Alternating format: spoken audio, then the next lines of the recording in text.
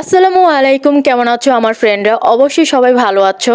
আবারও চলে আসলাম তোমাদের মাঝে নতুন ব্লগ নিয়ে। সব কিছু না প্ল্যান করে কোথাও ঘোরা হয় না। হঠাৎ কোথাও ঘুরতে বের হলে সেই ঘোরাটা আরও দ্বিগুণ ভালো লাগে। আমার বান্ধবী আমাকে জাস্ট একটা মেসেজ করছে, রেডি হও। আমিও কথা না বাড়িয়ে চুট করে রেডি হয়ে গেলাম। মানুষের মন খারাপ থাকলে অবশ্যই কোথাও বের হয়ে নিজেকে একটু সময় দিবে। মন খারাপ থাকলে ফ্রেন্ডদের সাথে আড্ডা দিবে, কথা বলবে, ঘুরে আসবে, অটোমেটিক মন ভালো হয়ে যাবে।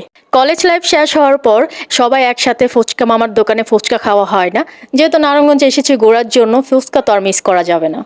ও, ভিডিও শুরুতে বলা হয়নি কোথায় যাচ্ছি। চুরাঙ্গি ফ্যান্টাসি পার্ক, চলো ঘুরে আসি সেখান থেকে।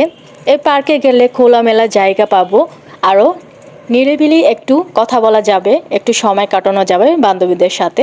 এছাড়া পার্কে অনেক গাছপালা, সবুজ প্রকৃতি দেখা যাবে। আমার বান্ধবী আগেই বলেছিল যেহেতু পার্কে যাবে, আমি জানি তো, যেহেতু জানি আগে থেকে শুনে এক পায়ে দাঁড়িয়েই যাই, আমি রাজি হয়ে যাই। আমার আবার খুব ঘুরতে ভালো লাগে। আর অনেক দিন যাবৎ বাসায় থেকে বোর হয়ে গেছি, কোথাও যাই না। তাই এছাড়া আর দেরি না করে চট করে রেডি করে তো বের হয়ে গেলাম। আমাদের বাসা থেকে 30 থেকে 35 মিনিট লাগে চৌরঙ্গি ফ্যান্টাসি পার্কে আসতে। আর যারা যেখানেই থাকো, যদি আসতে চাও এখানে, প্রথমে চাষারা আসবে, চাষারার থেকে রিক্সা করে বলবা যে চৌরঙ্গি ফ্যান্টাসি পার্কে যাবে, এটা বললেই হবে, তোমাদেরকে নিয়ে আসবে। চৌরঙ্গি ফ্যান্টাসি পার্কে অনেক আসা হয়েছে। তো 2014 সালে যখন আসছিলাম, তখন শুধু হনুমানটা ছাড়া আর কিছু ছিল না। তখন আর কোনো কিছু উন্নতি হয়নি, শুধু হনুমানটাই ছিল এখানে। ফ্যান্টাসি পার্কে প্রবেশ মূল্য 100 টাকা। 3 বছরের নিচে কোনো বাচ্চা প্রবেশ করলে তাদের প্রবেশ ফ্রি লাগবে না। আমরা 3 জন 300 টাকা দিয়ে টিকিট নিয়ে পার্কের ভিতরে প্রবেশ করলাম। পার্কটির অবস্থান শীতলক্ষ্যা নদী পশ্চিম পাড়ে। বর্ষার সময় গেলে বেশি মজা পাওয়া যায় এখানে।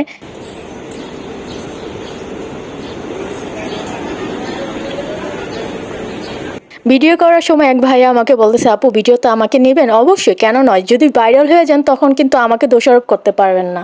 একসময় চৌরাঙ্গি ফ্যান্টাসিতে ঢোকাই যেত না, এত মানুষের ভিড়। 2014 সালে যখন হাই স্কুলে পড়তাম, আগে বেশি আড্ডা দেওয়া হতো সিএসডিতে।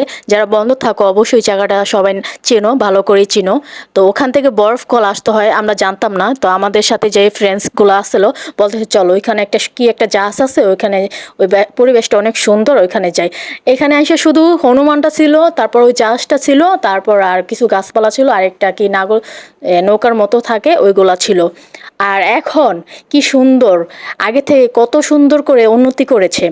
আর যখন নতুন উদ্বোধন করেছিল তখন মানুষের মাথায় মানুষ, এখানে আসাই যেত না। তোমরা যদি এখানে আসতে চাও অবশ্যই আসবে। পরিবেশটা খুবই ঠান্ডা, নদীর পাড়ে এমন একটা পার্ক, চৌরঙ্গি ফ্যান্টাসি পার্ক, আমার কাছে খুবই ভালো লাগে।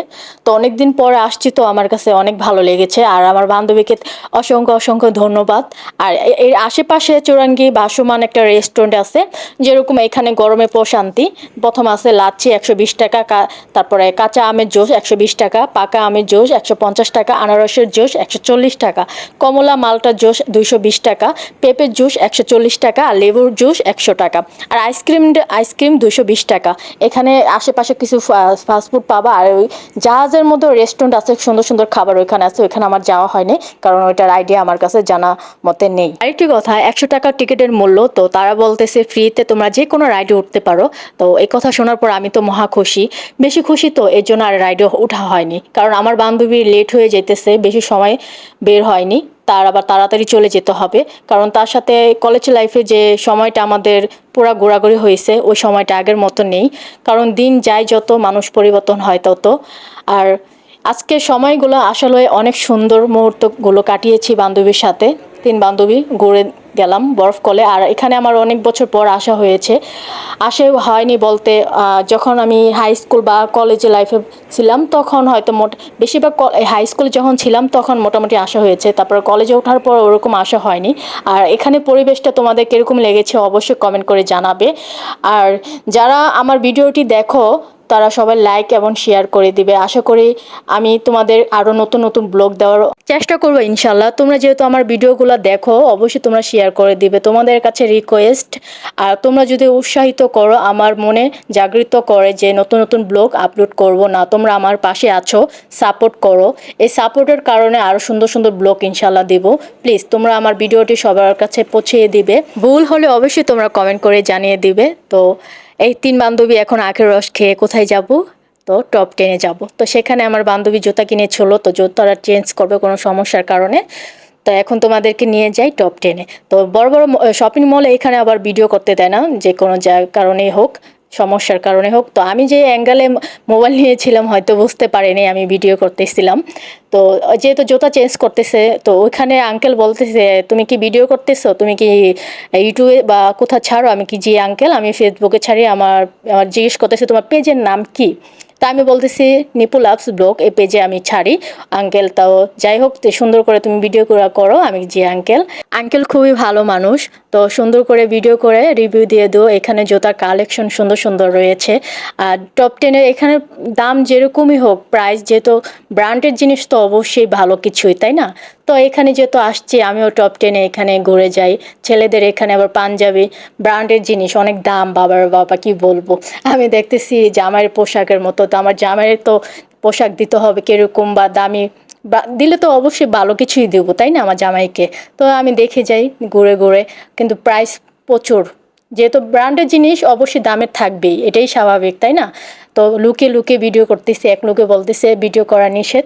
তো দেখেন আমি আবার চূড়ামানি করে ভিডিও করছি। যাই হোক, একটু ভিডিও করছি, আমি তো আর কোনো ব্যাড কোনো রিভিউ দেব না এখানে, তাই না? তো আমাদের এখানে ইচ্ছা ছিল আলমাস পয়েন্টে যাওয়ার ইচ্ছে ছিল, কিন্তু ব্যাড লাক, সেদিন অফ ডে ছিল, সেজন্য আর ঢোকা হয়নি। অনেকদিন যাবৎ ইচ্ছা ছিল যে এখানে ঘুরে আসবো, শপিং মলটা নতুন হয়েছে, এরপর আর যাওয়া হয়নি। তো যাই হোক, আর কি করার, তো স্বপ্ন তো চলে যায়, স্বপ্নতে একটু ঘুরে ফিরে আসলাম। দেখতে থাকো তোমরা। 390, 390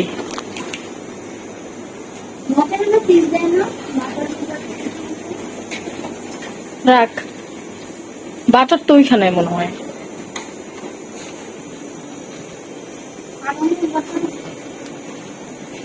Oh, sliced cheese.